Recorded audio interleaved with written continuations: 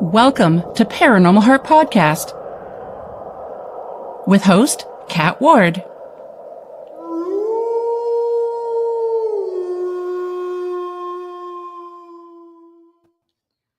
Welcome, my friends, to Paranormal Heart Podcast. Tonight's segment is pre-recorded, streaming on United Public Radio Network, 107.7 New Orleans, as well as 105.3 the Gulf Course.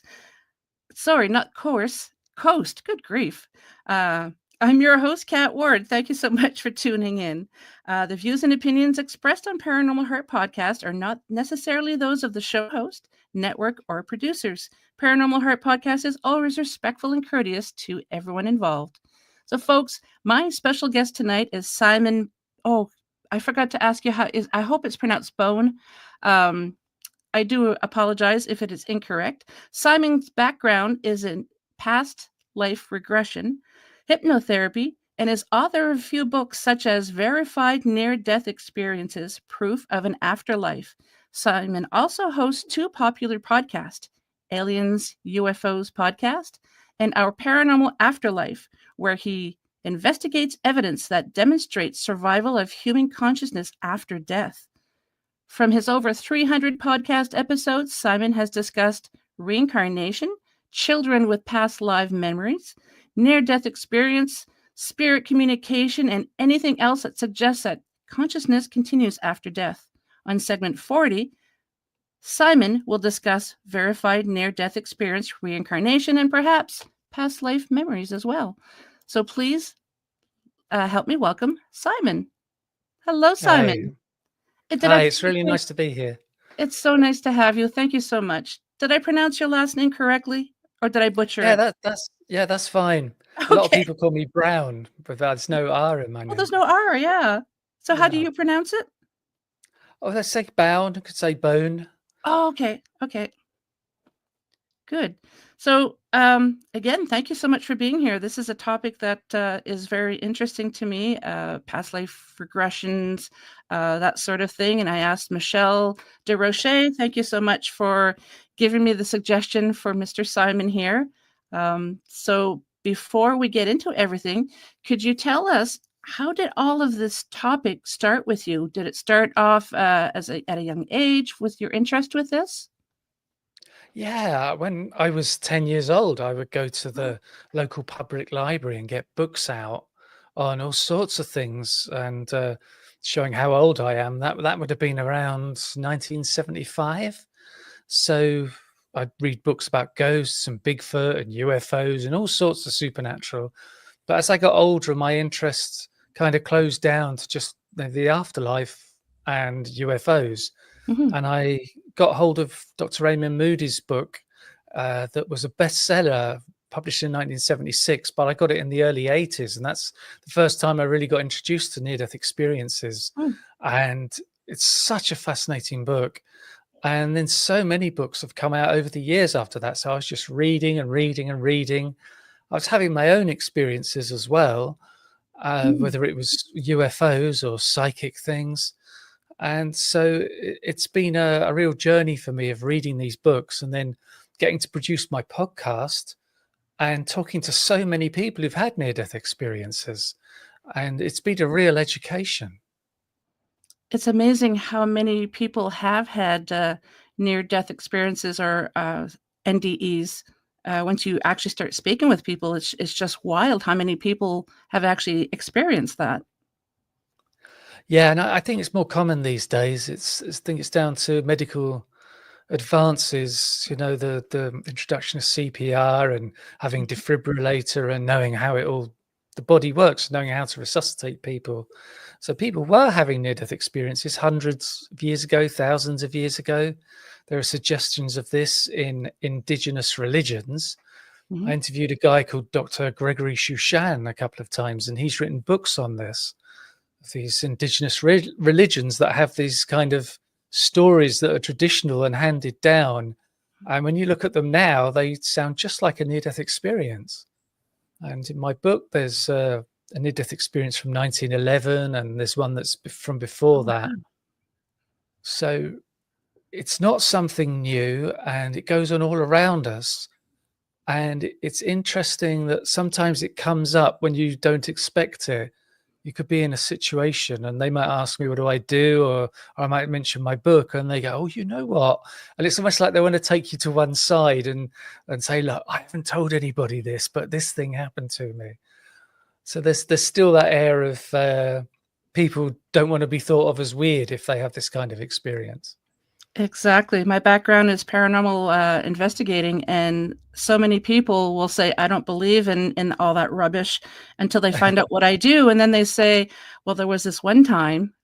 So it's not as taboo now as it was years ago, but there still is people that are a little leery to speak about experiences like that. Yeah, yeah.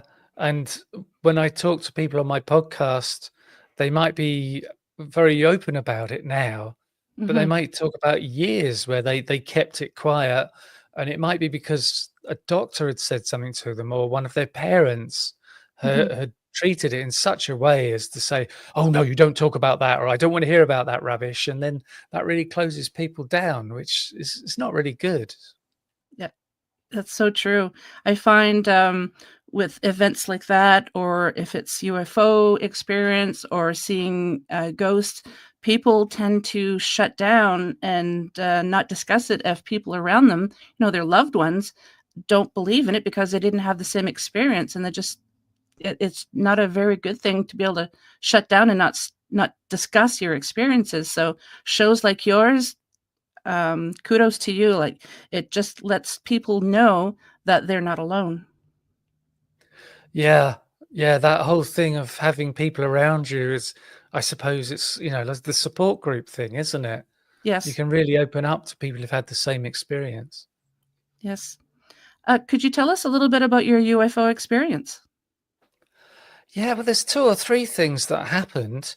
Um, there was one that was way back about 1992, 93, and I was playing bass in this band, Hmm. and we did a gig on a Sunday night, and we finished up and packed up the cars. And so I was heading home about 1 o'clock in the morning, Monday morning, 1 a.m. on the M40 motorway heading into London. And, we drive on the left-hand side, and up Yes. ahead of me on the left, there's an empty field. It was all empty fields, but there was this really bright light coming off it. And I drive this motorway a lot, and I knew that this was one of the empty fields. And I thought, that's weird. Maybe they're doing some emergency works there to fix some electricity stuff or Mhm. something. And I slowed my car down and I checked my mirrors, and there were no other cars, which was weird.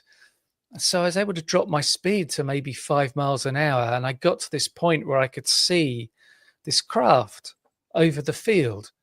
It was maybe just 25 feet off the ground, 200 feet from me, completely silent, didn't move an inch the whole time, and it was shaped like a rugby ball.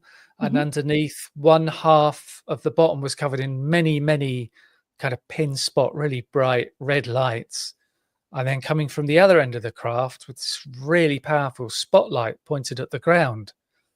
And I was driving along and I was having a really good look at it and then leaning forward over my steering wheel because I'm starting to go past. And I was thought, this is a UFO. This is amazing. And you go through a kind of mental checklist where you think, well, it can't be an aeroplane, Yes. can't be a helicopter because helicopters make a lot of noise, and can't be a hot air balloon. And anyway, who'd be flying a hot air balloon at this time of night, all lit up like this? And then I just kind of increased my speed and went home. And I checked my clock when I get home because I knew enough about missing time and UFOs and things. And I just wonder about that in a couple of ways. It's that the one thing is there's me who's such an interest in UFOs, and there's one right here, and I just drive away, which seemed weird. And another thing is that I wondered, did I see them because they wanted me to see them? Mhm. It's something I wonder about. We're all on a path. You could call it a spiritual path, and sometimes you get nudges, and it's the universe maybe in some way nudging you. And a UFO is a pretty big nudge because it's Yes. so out there. and it was taking me one step further along my path. And when I had these psychic experiences, there are other steps and dreams and things come up. And I wonder if it's almost like I'm being led down this path to get to the point where I am, to be somebody who communicates this information, whether it's with my paranormal podcast about the afterlife or my podcast about UFOs and writing the book. Mhm. And it's just weirdness. And that thing with the spotlight coming out of the craft that was so bright, it's recently I've thought about, well, that's that kind of image they have in the, like, social media, that where if somebody's being abducted, there's the tractor beam lifting them off the ground and going Yeah. up the big spotlight. I was thinking, well, maybe I saw an abduction in progress there when I was driving past. So that was quite impactful and quite weird. And then another time, again, I'm driving. Again, it's to do with gigging, and I'm going across this area called the New Forest, which was a national park. So it's very controlled. You can't do anything there without permission. Mhm. And so when I saw this massively powerful light there that was coming off this orange ball, it was just an orange ball of light about the size of a car. And again, it was very low to the ground and it didn't move at all. And I was on this busy stretch of road that goes across the New Forest. It's the only road that does go across the New Forest.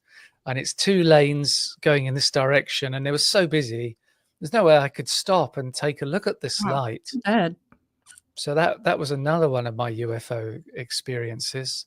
Do you think anyone, because you said it was rather a busy road, do you think anyone else saw it? Because I've heard that sometimes an individual will see a huge craft or a huge light, and there's other people around them, but they're the only ones who actually see it.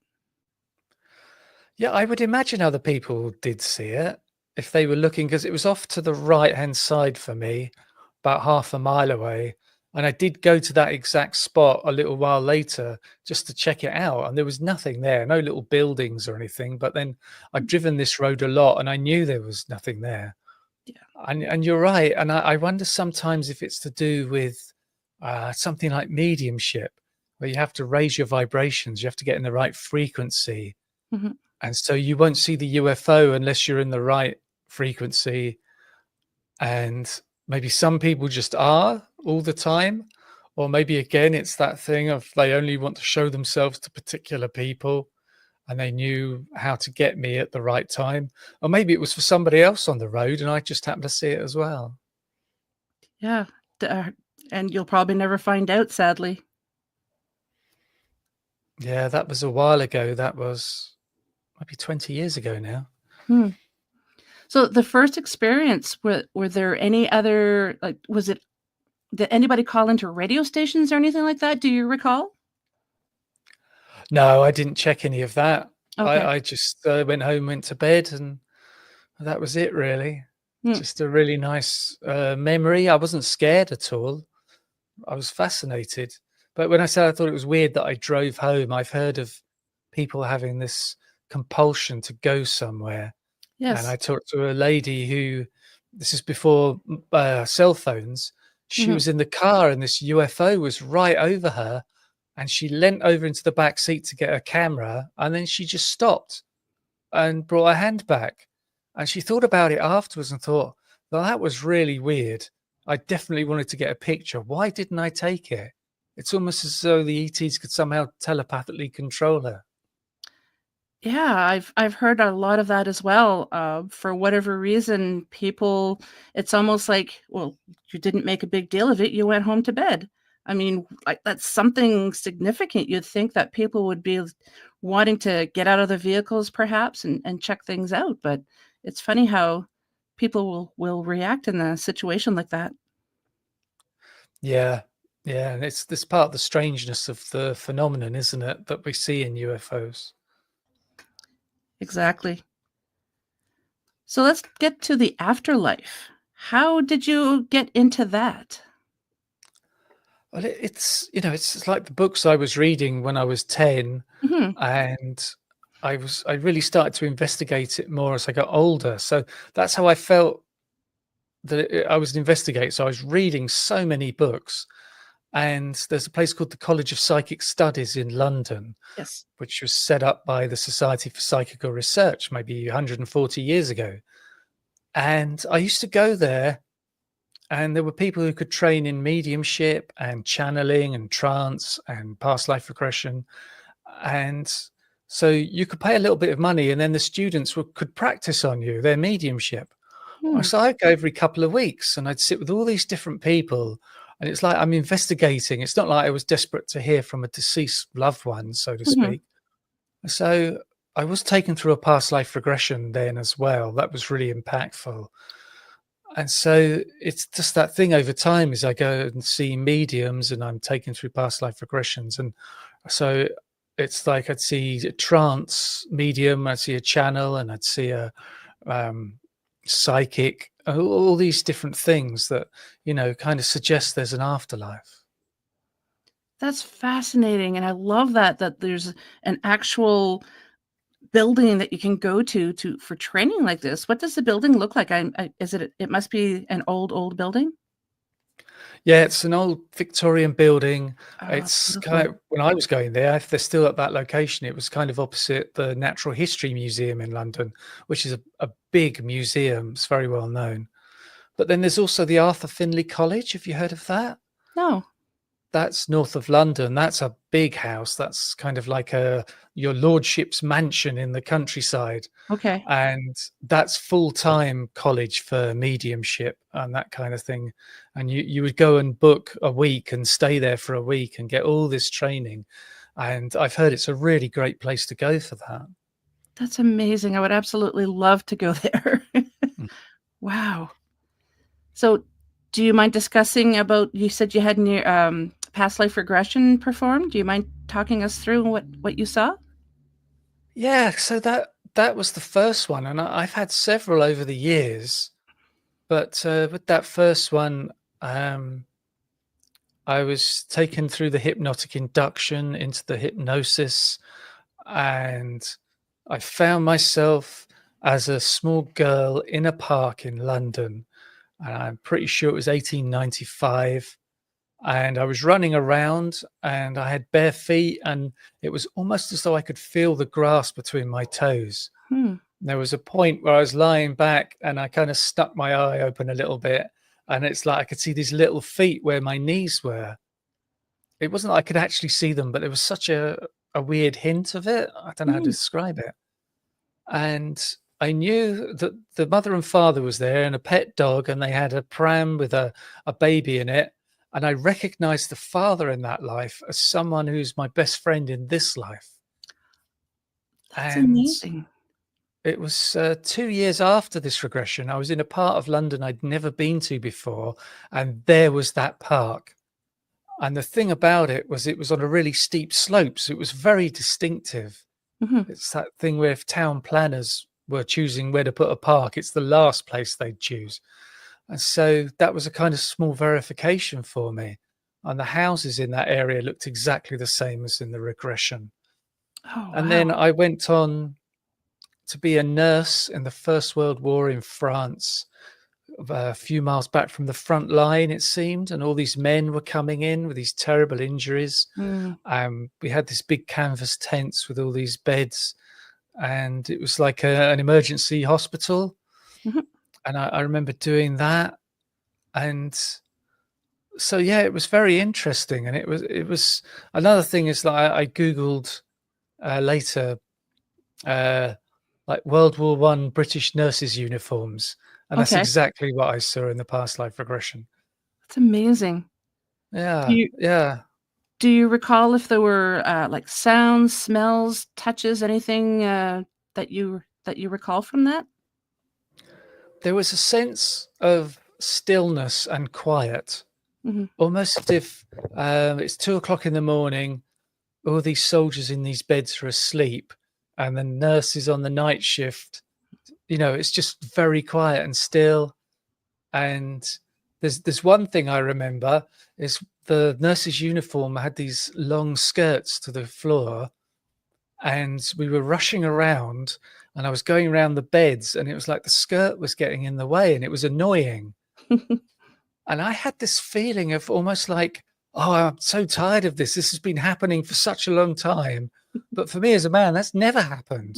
But to have that contact, that feeling as though it's an old annoyance, not just something new to me, that was interesting. I can't imagine being a nurse and having a skirt that long. It's got to be such a hindrance to their work. Yeah. Yeah. Wow. I've never had past life regression, not yet. I've been thinking about it, but I don't know where to go here, but I'm sure I'll find someone. You said that wasn't the first time you've had that done. That was the first time, Oh, the but first since time, then okay. I've had a number of them. I had one where another past life regression where I returned to that life as a nurse, and found myself on the street in London, and I seemed to be 30 something with a man who I kind of knew as my husband, and we were having an argument, and he was very patronizing.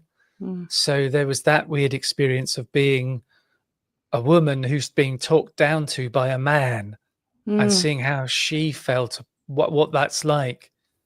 And then I've seen a past life in Venice, one where I was in World War II, and there was one quick glance of when I was in a churchyard, and there was a woman in a wedding dress that looked very old, well, decades old in the Mhm. 20th century, and she was smiling at me, and she seemed so happy. But I can look at these lives, like there was the nurse's life, and she grew up, and then I saw myself as somebody who was a man in the Second World War, and you think, hang on a second, then those lives, those people would have been alive at the same time. They're kind of concurrent lives. So Mhm. with the reincarnation, my soul was in two lives at the same time. But when you really get into reincarnation and study it, this comes up a lot, and it's not something that's thought, oh, that's amazing. It's like, oh yeah, we see that happens, because it's an idea that your soul puts a small part of itself in each life. Mm. So I've heard it described as a spark, and a way of looking at it is that in the afterlife there's no time. So for the soul in the afterlife, it isn't one life after another. The soul is experiencing all of the lives in the same moment. And I see it's kind of like a tree where the trunk is the soul and all the leaves are the lives. The tree's Mhm. experiencing all those leaves. And maybe that's why past life regression can work so well, because that life is still in some way being lived. And so we can connect into it. Hmm. Having this past life regression, has it made you have a different outlook on your life today?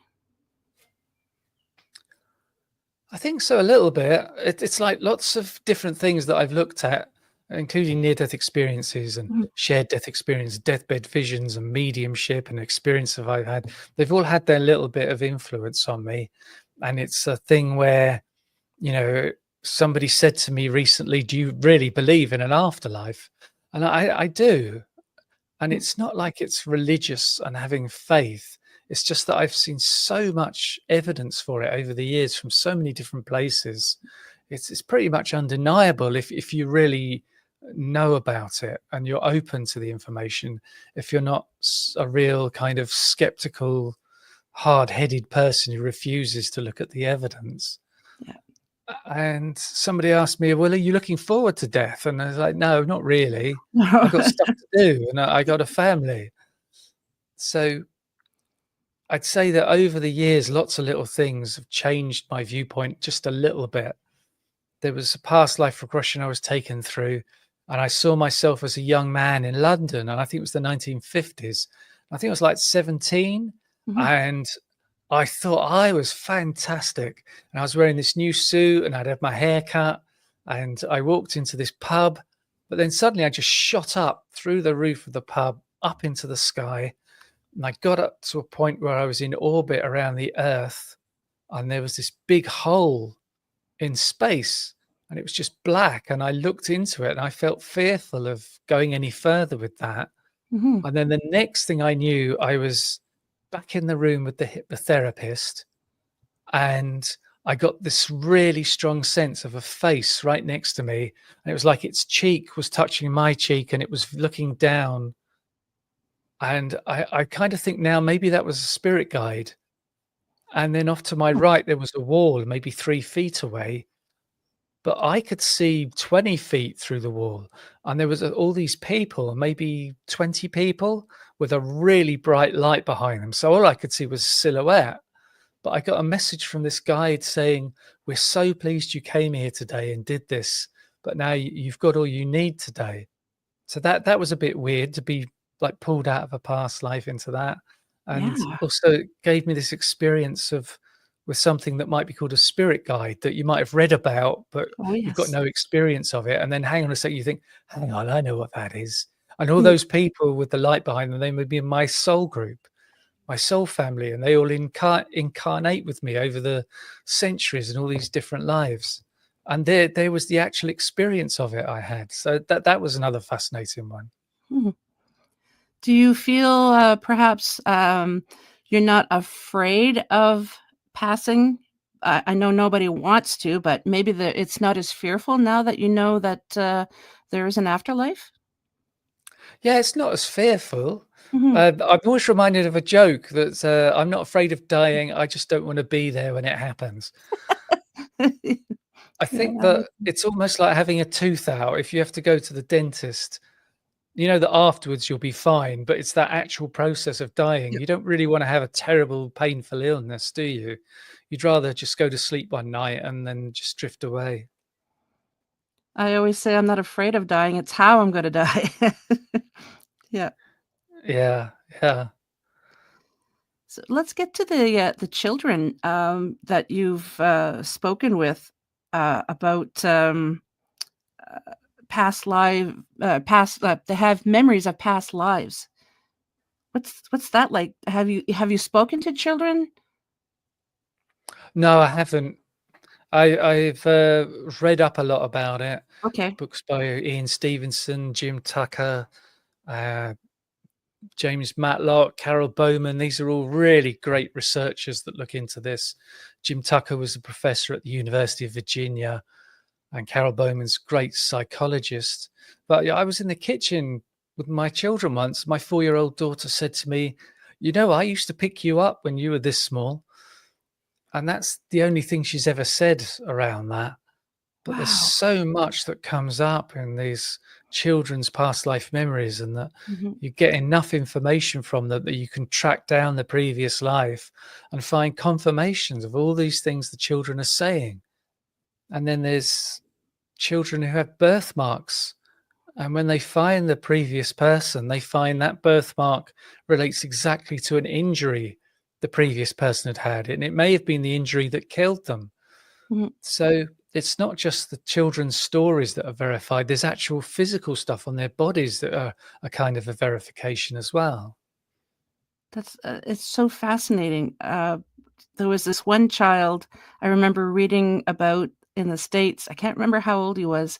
I wanna say 6 or 7, and told his mother that, he remembers his death and who took his life from him, and, knew where his body was, and they did some research, and there was evidence that that individual was located at that spot that he said that's where he was buried, and it's just so fascinating. Yeah, there was a boy in, I think it was India, and he's remembered his previous life as a teacher. And one morning, somebody came up behind him and shot him in the head. And this little boy remembered that past life. And one day he was on a bus with his grandmother, and they were passing through this village. And he was like, "This is it. This is the village." And he dragged his grandmother through the streets to this house and said, "This is my house." And they knocked on the door, and the little kids was like, "Say, oh, this is my wife." And they talked to her a little bit, and she invited them in. And he was saying, "You've changed the room round. The furniture used to be over here, and we had the cupboard." And he was like, "Where's my weapons? What have you done with my weapons?" Because it Wow. turned out he was a bit of a scoundrel. That's why he had weapons, and that's why he ended up getting shot in the head, because of these dealings he was having with these Mm, bad guys.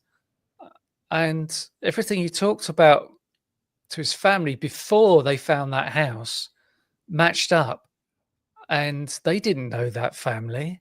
And mhm. it's the thing, they went outside and there were all these children playing football, and he pointed out the two children that were his in the previous life. Wow. And Dr. Even Stevenson got hold of the autopsy and found where the gunshot wounds are on the skull, and the little boy had like birthmarks, one at the back and one at the front, exactly the same space as where the bullet was. There's Can you so imagine? many cases like that. Can you imagine that woman though knocking on the door and saying, "Hi, you're my wife"? I mean, she must have been. I can't even come up with a word, but it's amazing to me that she let them in and showed them around. That was good of her. Yeah, but I think the thing is, in India, they're Hindus and they believe in reincarnation. That's Mhm. part of their religion. And that's why I think Ian Stevenson spent so much time in that area of the world, because, in the Western world, we don't really accept that. And if a kid starts saying things, we might say, "Oh, they got a great imagination," Yep. and not really realize what's going on. Wow. That's it just blows me away to hear stories like that. What other stories from children do you have? Well, there's things of when children sometimes are from a different culture, they take on the things of the other culture. Mhm. There's a boy who, in the Second World War, he says he was a bomber pilot in the United States Air Force, and he was shot down over Burma, which is now Myanmar. And the parents were saying this boy, he didn't want to wear the traditional clothes they use. He wanted to eat with a knife and fork. He would complain about things. I think, is it this boy? Is another one. They said something like, "I can't believe you expect me to live in these conditions."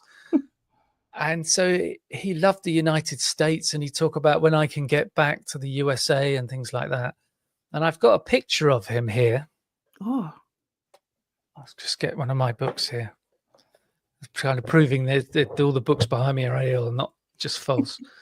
And this is a book by Dr. Ian Stevenson, who interviewed this boy. And the thing was that because he was in Burma, it was a thing where the British Army was fighting on the ground, and the United States Air Force were supporting them with the bombers overland. Mhm. But this is the boy. I don't know if can you see that? Yes, I can. So the man next to him is the same ethnicity. He's from Burma, and Mhm. that was Ian Stevenson's translator. But you can see the boy, much lighter skin, blonde Yeah. hair. He had blue eyes. He looks much more kind of Western and American. Mhm. So that's fascinating to me as well. That he, it maybe this whole physical stuff's come through from the past life as well. And this book is there's 100 cases in here of Oh. where there are birthmarks and birth deformities that link to the previous life Mhm. memories. Yeah, if you can have your birthmarks indicate past injuries from past lives, why not have physical traits like you said? He's lighter skin, blue eyes, and blonde, so why not that as well? Yeah, yeah. And I wonder what the mechanism is, if when the soul joins with the fetus, does Mm. it in some way imprint upon the fetus what it's bringing through from the past life? And if it does, is it on purpose, or is it a glitch? Mm. Or is it perhaps that the child died, or the previous personality died, and the child reincarnated so quickly into this new body that it wasn't given time to properly adjust in the Yeah, afterlife? that Maybe makes there's sense. something to do with the frequency of your soul needs to be properly sorted out before you reincarnate, because so many of the children that report these past lives had violent deaths, early deaths in the past life. And it may be they wanted to return quickly with some idea of unfinished business or something. Hmm. That's like people today getting uh, like eye transplants, or they have somebody died and they were able to donate their organs to somebody else. And you hear sometimes these patients take on the traits of the person that had passed, that of the organs that they're now carrying. So that's fascinating as well. I mean, how could that even happen? You know? Yeah, it's weird, isn't it? It's almost Yeah. like it could be that the whole body is in some way carrying memories and feelings Mhm. that are stored in stored in the physical. But it's difficult because if we're a soul, when we leave the body, like in a near-death experience, you still remember everything. It's not that the memories are stored in the physical brain and you leave them behind when you leave the body. Mm. So it just shows how complicated things are and how weird. It's which is why I like it so much, the Yeah. weird stuff. Makes me wonder if when a person passes, because they say that if there's enough trauma in a room, that the energy of that individual is going to be in the walls, and you might have hauntings. Oh, I'm trying to think of the word. They're not intelligent. It's almost like a feedback loop type thing. So I'm They're like wondering if it's, residual. yes, residual. Thank you. So I wonder if it's something similar to that when someone passes and there's something that happens on a molecular level, perhaps. I don't know.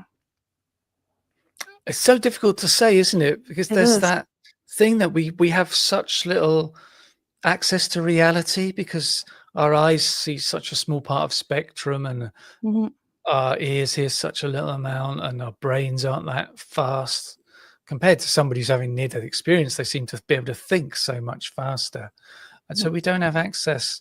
And it may be that we're surrounded by all sorts of things right now, and we just don't know it because maybe the frequency is wrong or the vibrations are much higher with them than they are with us.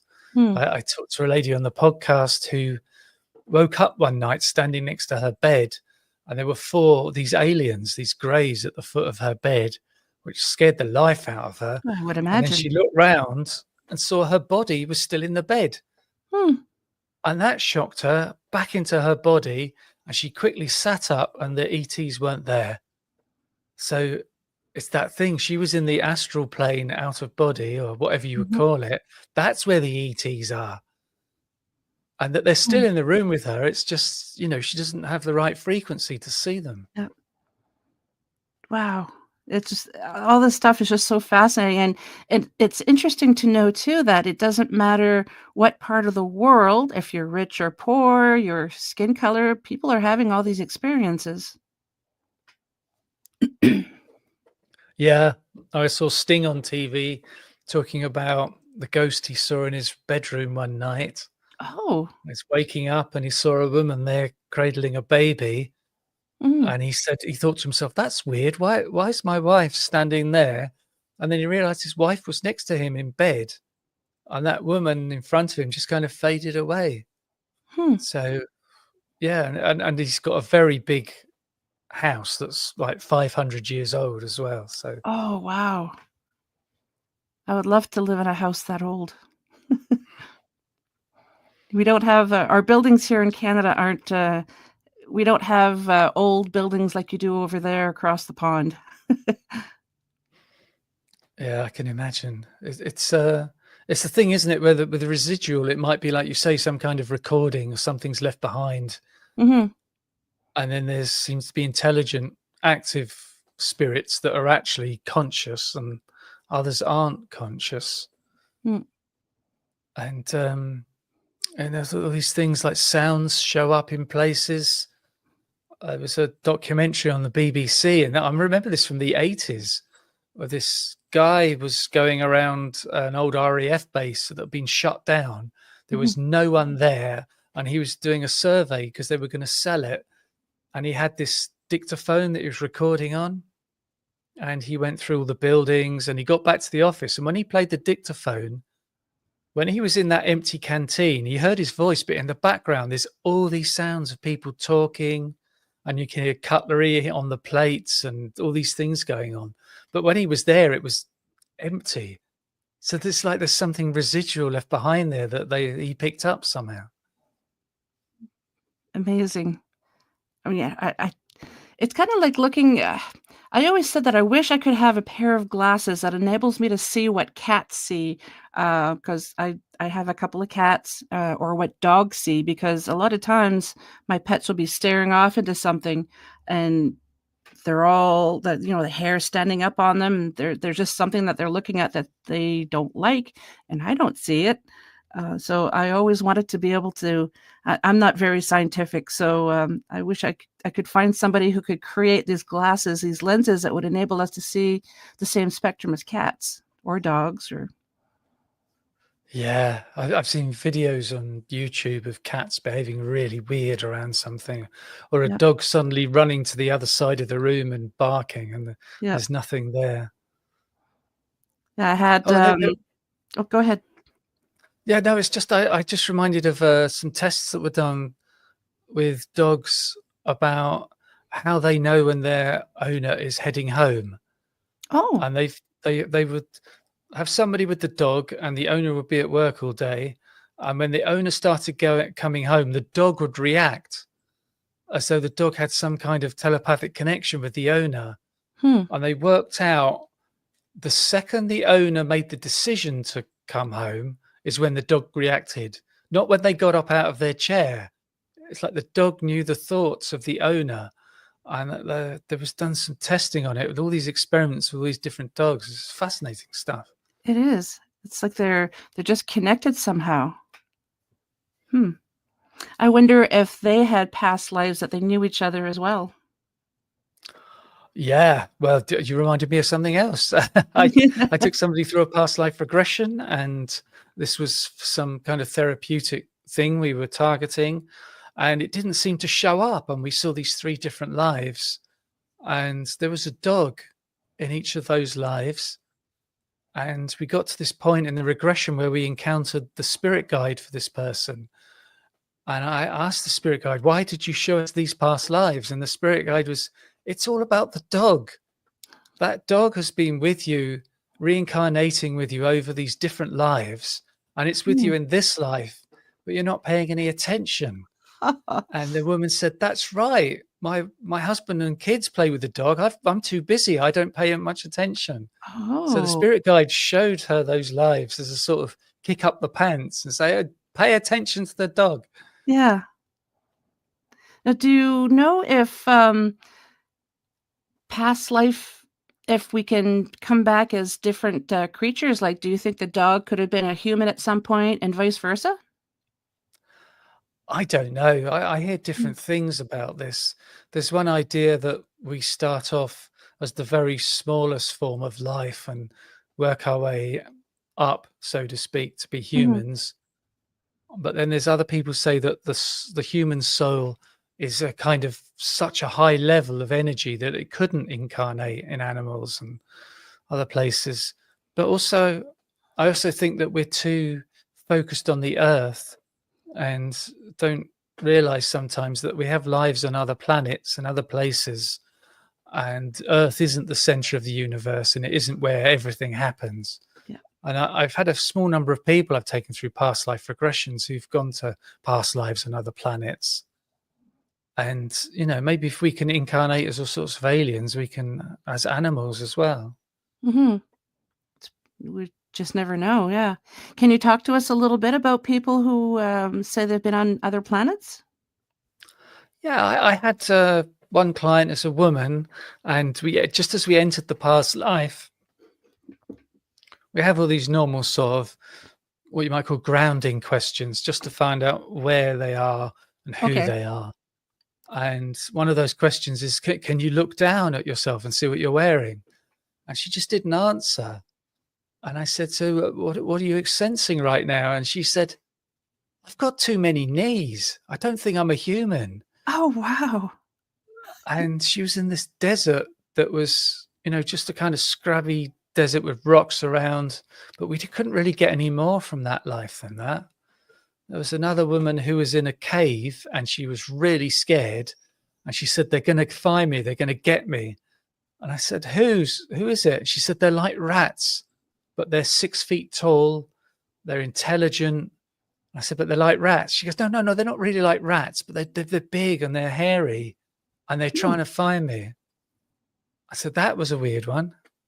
And then there was a guy who had a life as a kind of like a dolphin creature on a world that seemed to be all water, and all sorts of stuff happens with him in that life.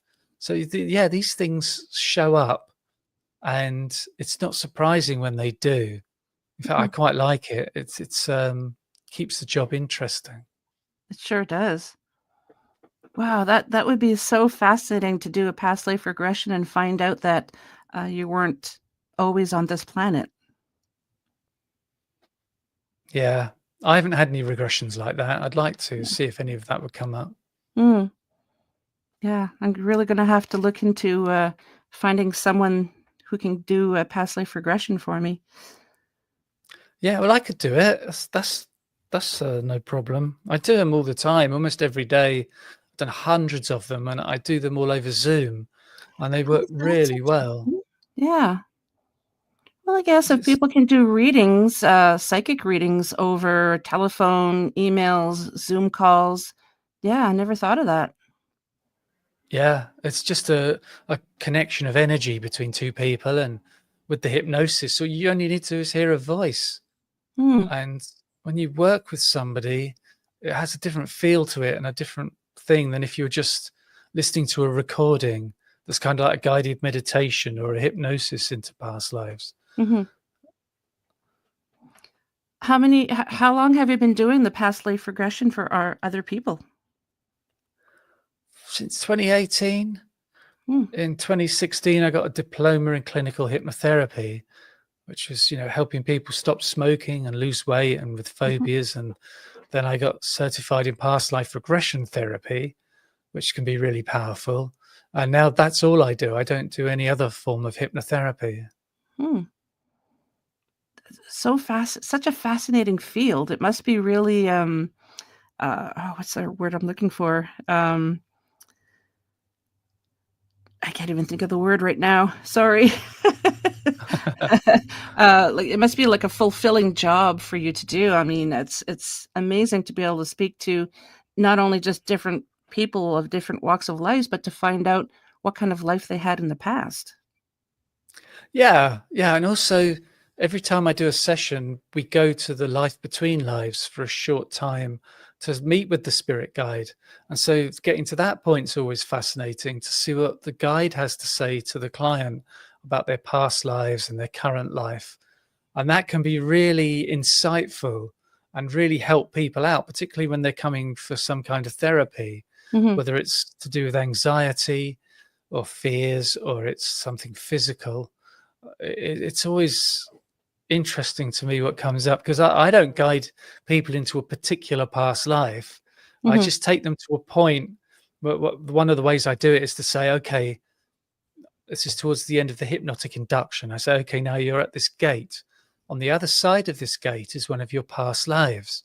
So now just open the gate, step through into that past life. And so that's where the grounding questions come in, right? Where are you and who are you? Because I'm not saying, right, you're going to go to 1486, you're going to be yeah. a knight in shining armor.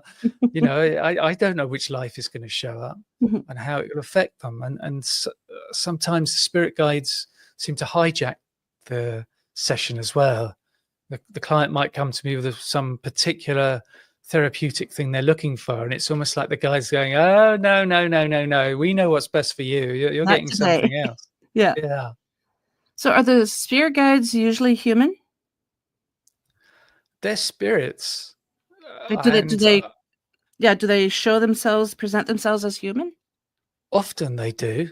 Okay. Not every time. I've seen them show themselves as animals and maybe just a ball of light or a light being. Mhm. Sometimes people's grandparents show up, and one of those is a spirit guide. Hmm. Occasionally, a higher self shows up, and I've had it a few times, not many, where the spirit guide takes control of the client because the client's hypnotized. They get very relaxed and they have a very quiet voice. And suddenly, the voice will be very strong, and they're talking about themselves in the third person, like it's Hmm. somebody else talking about them. Yeah. And what they say is different to what the client says, the way that it all comes across. So I love that when that happens. And occasionally the guides will say, right, I'm taking you somewhere else. And we go into the afterlife. It might be to the Akashic records or some kind of healing space, Mhm. or meet with the council of elders, that all that sort of thing, or maybe go and meet with the soul group. Hmm. And it's not something I control, but we go with it. If the spirit guide wants to do something, then we go with it. We're not going to interfere. Mhm. Wow. So when people come out of their uh, hypnosis, is that the correct word? Like after they've done the past life regression, Yeah, um, how are people feeling? Is it different for very. everyone? I'd say mostly it's very, very relaxed. It's like a really, really nice feeling. And I've Mm. been hypnotized a lot because when I was at college, we used to practice on each other. But it's almost the same as when you're in bed and you're really comfortable and you're just falling asleep and you're so relaxed. Hmm. A lot of times, take or bring people out of the hypnosis, and they need maybe a minute, maybe 2 minutes, just to bring themselves back up. And Mhm. it's a feeling of, man, I didn't know how relaxed I was. And Hmm. also, there's a thing with hypnosis where your perception of time passing is different. And I know that happens with me. I come out of an hour-long session, I think, "Well, that was only 10 minutes," but there is a full hour there. So it is just being very, very relaxed hypnosis. You're still aware of your surroundings. You feel like you Mhm. could stop any time you want. You remember everything, and you get to a point with your brain waves where we seem to be able to access the subconscious and other points in time. Hmm. Have you ever had any clients who had a negative experience and during reliving a past life that they just want to get out of there? Have you ever had any of that? Yeah, it's more of a thing where I would take them out of there. They probably could take themselves out of it, Mhm. but there's a certain therapy side of it where the spirit guides are showing you everything that you see. They're showing it to you because it's good for you. They're showing it for a reason.